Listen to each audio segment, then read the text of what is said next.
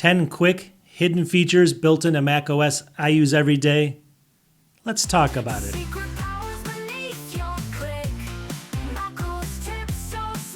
Welcome back to the channel. So I guess this is maybe the third video like this I've done in the last couple weeks. I did this one right here. I'll post it up here. You can see it, so search for that on my channel. That was part one. Then I did part two, which is going to be right here. You can see that one as well. Now this is going to be kind of part three maybe, but I'm not even sure I'm going to call it that because these are going to be quick and hidden. So really quick. You can learn these just in a couple seconds. Features built into macOS. So we're going to go through 1 through 10 like we always do. And I actually have a little special bonus at the end of this one where I'm going to give you, you can get something free from Apple. I'm going to show you how to do that free from Apple. So stay tuned for that last little bonus. But without further ado, like I always say, we're going to go 1 through 10. Let's go. All right, here's number one, and this is something I use all the time, and a lot of people don't even know this exists.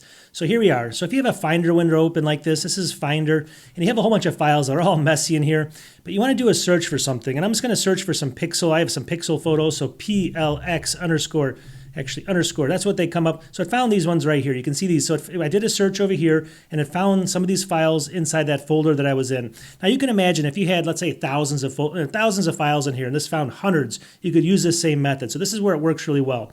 But once you actually perform the search and it finds everything here, there's a little save button. See it right over here? Just click this little save button like this and then go ahead and, I'm going to say this is going to be pixel files, which is actually my phone. So they're just kind of like little photographs. And I'm going to actually change where to save this. And I usually change this to the desktop. So if I can find it in here, it's right there. And then I'm going to click Save right here. And look what happened. I just added this little folder right over here. See it? So what it did basically is in this folder, if I double click on it, or actually I'm going to just shut this down. So in this folder, if I double click on it, are all those files that I actually just did the search for. It created a little, little folder and put all those searched files in there. Now this actually isn't where the files are though. So if you double click on this and you click on a file, you're going to notice that they're actually somewhere else down in the downloads folder still. So this is just an alias to these. So you can actually just take this, you could actually, remove that if you want, throw it in the trash like that, and the folder's gone, and the files aren't going to be gone. So all it did there is if you do a search and you actually, go ahead and save it that way, just like I showed you, it'll create that little folder, and then that's going to be an alias to all the, all the files that you can find later. But imagine doing this for all of your images or all of your music files, and then, if you just want to drag that file in there, it's still not going to delete them from the original location. They'll still be there, and you can just search for them again and create another folder. So it's really cool. It's part of a whole other system, which I don't want to get too much into, but this is the way I use it most of the time, this really quick way. That's number one. Okay, number two, and this one takes about 3 seconds to learn. So if you look at my screen, here we are. If I go down to the dock down here, everyone knows they can kind of resize this. You can do it through the settings, but what a lot of people don't know is if you just hover over this little line right there, see how it creates that little arrow? And then you can just click your button and move up or down, and look at that. You can change the size of these icons instantly right there without going into the settings. So again, you just hover over the line here, wait for that little arrow, make sure you're clicking on it and then go up and down, and it's going to change the size. So that's just useful if you have somebody that comes in, maybe someone older using it, you want to increase them really quickly. I don't know. It's just something built in, hidden in there that nobody ever knows unless they come across it accidentally. So I just wanted to show you it's in there. Okay, number three helps me a lot when I'm trying to manage a project. Let's say it's for work or I'm doing a video like this and I download a whole bunch of images or I do screenshots and the names are all over the place, right? You get all these different names for the files and you want them all to be together so they're tied to that project. All you have to do, look at over here on my screen. I'm going to go ahead and just open up a test folder here. Here, let's just say I downloaded all these files, the same ones from before, but I downloaded all these files and I want them to be associated together. All I have to do is just click the first one, hold down the Shift key, click the last one. It's going to select all of them. Then you just right click here and click rename while they're all selected. Now the cool part in here is if you can look in here, it's going to say replace text, right? But click on this little drop down here and do format. See it right there? So click on format. And what you can do here is you can say custom file format. So I'm going to go like this. Let's say this project was for, I don't know, Mac Mini. Let's just say Mac Mini like that. So I'm going to type in Mac Mini for the custom format and then start number with 1 right there. See it? And then I'm just going to click rename. Now watch what happens. I'm going to click rename. Now watch what happens to these. Instantly it renamed all of them. And then now it says Mac Mini 1, Mac Mini 2, Mac Mini 3. But as you can see, this can be tax documents. It can be anything you want. And it will actually change them instantly, the entire suite for you. So you can do entire projects. You can rename everything you want to rename. Let's say you have a whole folder full of stuff and they're all different files. You can just do the same thing here. It's going to rename them so that they're all associated together. And then you know that this file is with this project all over your computer. It's super helpful. Okay, this next one's kind of built into Finder as well, and it helps you do things just a lot quicker. Let me show you what I mean here. If you look over here at Finder, so I have a whole bunch of weird files in here, and but the first thing you can do is, let's say you want to open these up, but instead of having to like go into the application down here, then finding the file or double clicking on the file, there's a lot of different ways you can open files. But what I found is this is the easiest way to do it. So basically what you want to do is if you click on applications here, let's say there's an app that you use a lot. Let's say you open a lot of files in Photos, the Photos application.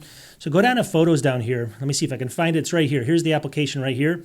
Hold down the Command key and then drag Photos up into your menu bar right there. See it there and then let go of it. So now look at that. The Photos app is up here in your menu bar in Finder. Anytime you open up Finder, it's going to be in there. Now what you can do is anytime that you're actually in here and you're looking at a file, you can go ahead, let's say this is a JPEG. I'm going to go like this. You can just drag this, drop it right on that little icon, and it's going to open up right away for you. Obviously, I'd done this before, so it's going to give me a duplicate there. But you can see how fast you can open this up in Photos. See, launch Photos, and that image is right here, the one that I selected. So I'm going to go ahead and shut that down. So you can imagine you can put a couple apps up here that you use, like it can be Pages or Numbers, and just drag your files up into there. Now they have to be compatible with that app, but this is the way I like to do it so that when you're in Finder, you don't have to like open applications or sometimes you want a very specific one to open that file instead of the default one. Just put a couple apps up there that you use all the time and just drag it right to it. It opens them up. Oh yeah, and I forgot, if you want to get rid of that, you actually have to hold the Command key down like this. So I'm going to hold the Command, watch this. Drag it down here while you're holding it and just let go and it's gone. You can't just drag it off, you have to hold that Command key to get rid of it. Okay, this next one's just something you can learn in literally 1 second. Let me just show you what I mean here. If you look at my screen, you want to change the name of this folder. A lot of people will actually, they'll click on it, they'll go up here to File, they'll go down to Rename, or they'll have to right click on it. You can do none of that. You just have to do this one step and it takes 1 second. Just click on the folder, click Return, and then type what you want. See that?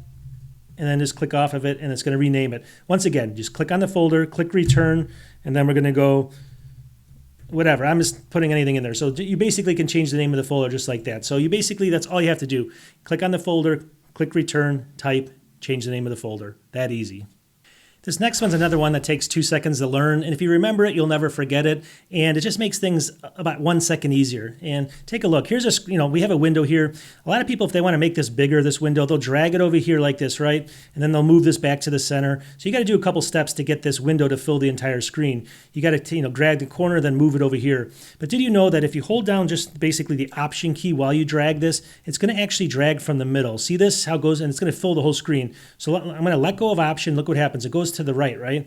But if I actually hold the Option key down, it's going to fill the whole thing from the center. So you could just basically take that step away by holding the Option key down. So it's going to fill everything this way instead of filling the corner down that way. It's just, you got to try it once. You'll see what I'm talking about, but it makes things easier. Okay, this next tip is for Safari users. So if you're using the Safari browser inside of macOS, if you look at my screen over here, so let's say you're in here and you have a couple tabs open. You have this tab open, this tab. We've all done this before where if you actually go to something and you accidentally close the tab, maybe you have a whole bunch up here and you close the wrong one just like that, and you're like, oh my God, that thing, I have no way to get back to that. I have absolutely no idea. Just leave it open like this, hit Command and Z, Command Z. Now watch what happens. Command Z, it'll actually relaunch that tab you just closed. See that? It's right back there. And so the very last one you close, it'll relaunch it instantly. Command Z while you're in Safari, and you'll never lose. You'll not want to retrace to get back to that page again. Just remember that after you I recommend going and doing it a couple times, and then it stays in your head. And next time you need it, although it's not every day, you'll know how to do it. Okay, this next tip is actually nice. Let's say you have a printer and you want to give maps out to somebody, but you want to take them with you. And obviously, you can send people an email or something, but let's say you're going to an event and you want to hand out some maps to maybe family members.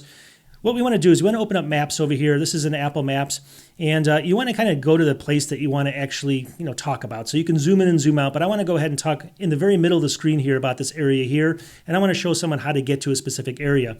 So what you want to do is you just leave this open like this, and you basically go up to File, and then actually Print. And actually, before you print anything, the screen's going to come up like this, but down here, you can change this here to say right here, Save as PDF. See it down here in the left corner? You click that, then it's going to go ahead and give you the option of saying map-pdf. I'm just going to go ahead. I'm just going to put this in my downloads here, and I'm going to save the map. See that? And basically, it just saved that map. So now when I go into Finder over here, and let's just go into the downloads here, see if I can find this map here. Actually, let me go to the last date I opened. There we go. So here it is right here. I'm going to double click on it. So now all you have to do is just open this right up here in preview. Actually, let me close the maps there. And all you have to do now is you can go ahead and click on this little icon right here, the little pen here. And then you can go over here and let me just see here, make sure you're on this little pen tool. And you can draw on like whatever you want to draw on like this. You can, well, you can't really see it because it's too faint there, but you get the idea. Actually, let me click on this, but you can draw lines in here and stuff like that. Let me see if I can change this to a little bit darker color so you can see it, so it makes a little bit more sense. There you go. But you can draw on lines in here. You can also go ahead and obviously type in text. Let me just see here, like park here, just something like that, and then go like this. Drag it over here. You get the idea, but you can mock up the map and then you can go ahead and just actually print it, but it just takes the screenshot and actually opens it up here in 2 seconds. I know it's not like you can do this a lot of different ways, but I use this quite a bit when I'm navigating something in maps and I want to showcase it to someone, and then I just print it and give it to them and say, I can draw the exact route out and they know exactly where to go. Okay, this next one here again is another 1 second. You learn it in 1 second. If you look at my screen, so a lot of people put these, they let's say they have a whole bunch of folders on here, and ultimately you try to put these things as close as possible. See how it's like this, but they're not in a perfect row. Just right click right here and just put right down here, clean up. Now watch what happens to them. It'll line them perfectly up. Now let's just try that again. So let's say they were all over the place. So just go like this and this, go down to clean up. It's going to move them in the row. See that? But if you have them close to this row over here and they're just not perfectly lined up, you go like this. Clean up. It's going to make them perfect. See that? So it just lines everything up perfectly for you. And, is it helpful? I don't know. But if you're a clean freak, it might be. Okay, this 10th one now is something that I use all the time. And I just rearranged it because it works better for me. It may for you, may not for you. So here we are. We have a window open over here. And I think everyone knows this is not the tip. But I think if the way it's set up from the beginning is if you double click on the menu bar up here, just double click on it. It's going to expand the window to the full screen like that. See how it moved it up? But actually, that's not what I like to do because I don't do that too often. I don't double click and do that. It doesn't make a lot of sense to me. So what I like to do is I go in here to desktop and dock. See right here, desktop and dock. And then you look for a little area right here where it says double click the Windows title bar to, and then we're zooming. See zoom? Go ahead and change this to minimize like that. And then we're going to shut this down. So now what you do is now that that's changed there, so anytime you want to minimize a window, instead of trying to click this little teeny little thing up here, this little minus sign right there, you just double click the menu bar and zoom, it's gone. So basically anything that you open up, you just double click right up here again and it minimizes the maps as well. So it works on any application like that, super easy. Okay, and then I promised you a little free thing at the end here to get something free from Apple. So if you like to read a lot online books, there's a whole bunch of free ones you can get from Apple. If you look at my screen, we're going to go down Launchpad over here. We're going to click on Books right there. Click on Books.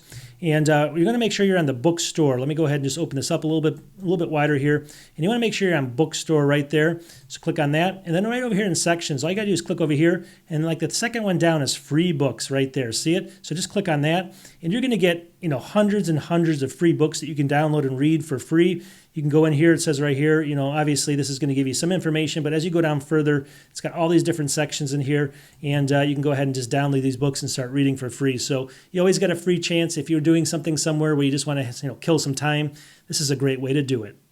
Okay, we're going to wrap this one up. I think there's some useful tips in there. I know a lot of people will probably know some of these more than the other ones, the other videos I showed you, but still, I think these are more helpful. These are really quick ones you can learn in just a matter of seconds. So post in the comments if you knew all of them or if there's one or two you did not know about, and we'll talk to you in the next video. Peace.